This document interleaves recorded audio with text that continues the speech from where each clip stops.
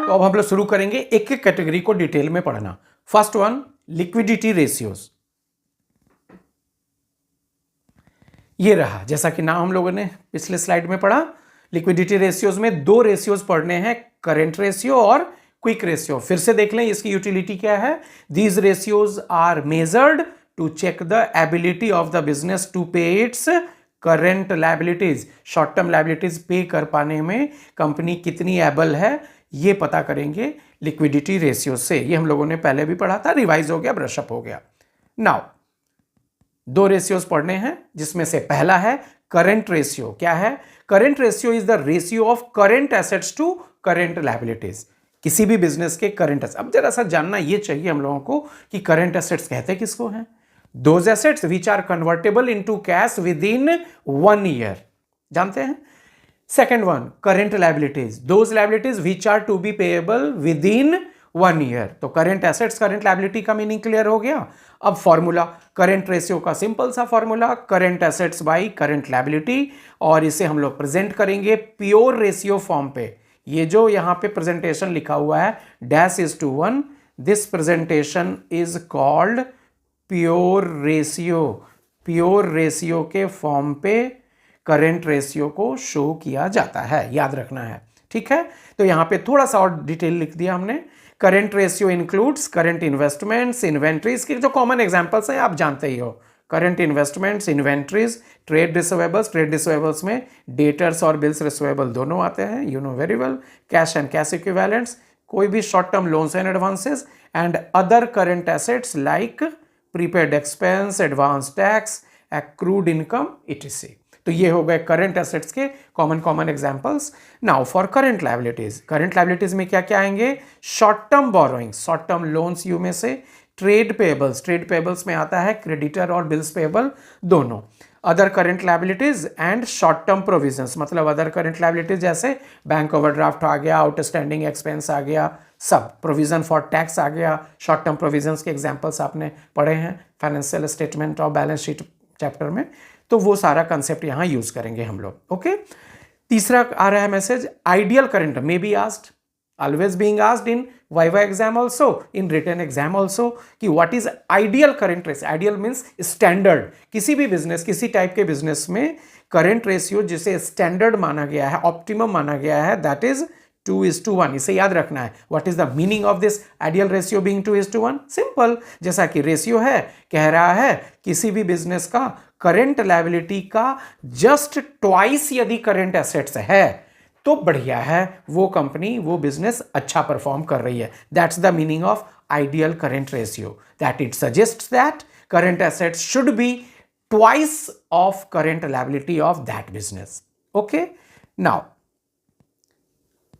second ratio that we have to cover in liquidity ratio is quick ratio। quick ratio के और भी names हैं। liquid ratio, मैं उसके जो दूसरे नेम्स हैं यहां लिख दिया हूं। quick ratio is also known as liquid ratio and another name is acid test ratio, okay। तो quick ratio का क्या मतलब है? quick assets और current liabilities के बीच का रेशियो।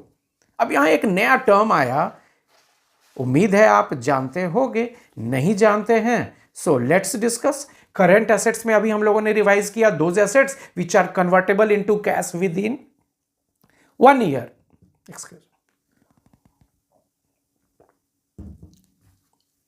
थैंक्स। क्विक एसेट्स क्या है फिर? जब करंट एसेट्स 1 ईयर में कन्वर्टेबल इनटू कैश है, then what's the meaning of quick assets? Simple, those assets which are convertible into cash quickly। Quick, फिर वर्ड आया क्विकली का मतलब क्या सर? कोई तो टाइम लिमिट होगा। विदिन 3 months, 3 महीने के अंदर यदि वो आप कैश में कन्वर्ट कर लेते हो, उन एसेट्स को क्विक एसेट्स कहते हैं। मींस कह सकते हैं हम लोग quick assets is part of current assets that are quickly convertible within 3 months duration. Clear है? अब आते हैं फॉर्मूला में। Quick ratio equal to quick assets by current liabilities. Current liabilities पता है, क्विक एसेट्स का मीनिंग पता हो गया, कैसे कैलकुलेट होगा वो ये रहा। क्विक एसेट्स कैलकुलेट करेंगे हम लोग करंट एसेट्स माइनस इन्वेंट्री और प्रीपेड एक्सपेंसेस। इन्वेंट्री में ध्यान रहे क्लोजिंग डेट वाला इन्वेंट्री लेस होगा और प्रीपेड एक्सपेंस, कोई भी एक्सपेंस जो प्रीपेड है, इसमें एडवांस टैक्स भी आएगा क्वेश्चन में, तो हम लोग एक्सक्लूड करेंगे, ठीक है ना। सो क्विक एसेट्स निकालने का तरीका, करंट एसेट्स में से क्लोजिंग इन्वेंट्री और प्रीपेड एक्सपेंस एडवांस टैक्स को हटा दो, तो जो बच जाएंगे current assets that are called quick assets. Okay, so ratio यहां भी प्रेजेंट करेंगे हम लोग प्योर रेशियो के फॉर्म पे। Our presentation will be in pure ratio form, -1 के फॉर्म पे प्रेजेंट हो जाएगा। और यहां भी आइडियल क्विक रेशियो डिफाइंड है, उसे हम लोग को याद रखना है। What is ideal quick ratio? 1:1, मतलब सजेस्ट कर रहा है किसी भी कंपनी का करंट लायबिलिटीज और क्विक एसेट्स एकदम इक्वल है तो वो कंपनी ठीक परफॉर्म कर रही है, अच्छा परफॉर्म कर रही है। करंट रेशियो का आइडियल रेशियो याद रहा था 2:1, क्विक रेशियो का आइडियल रेशियो याद है 1:1।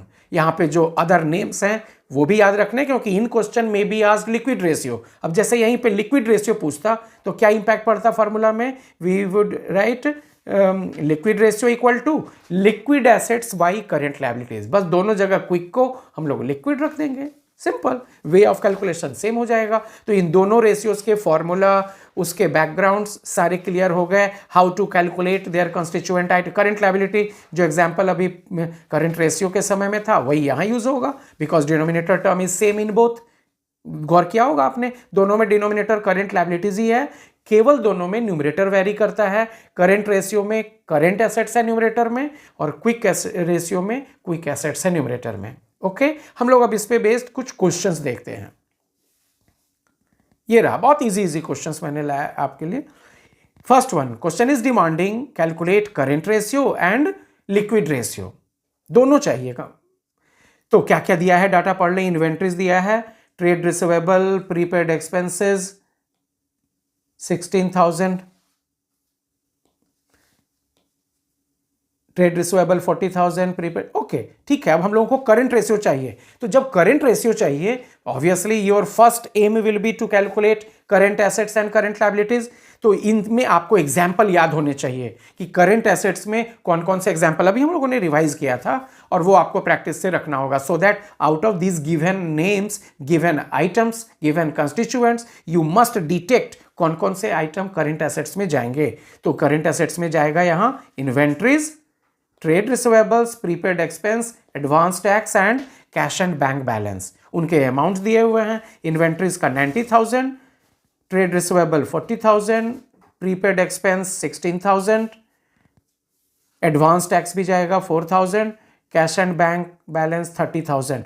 इतने 5 टर्म जा रहे हैं करंट एसेट्स में। As such on addition 90 + 40 130 + 20 150 + 30 1,80,000 current assets आ गया।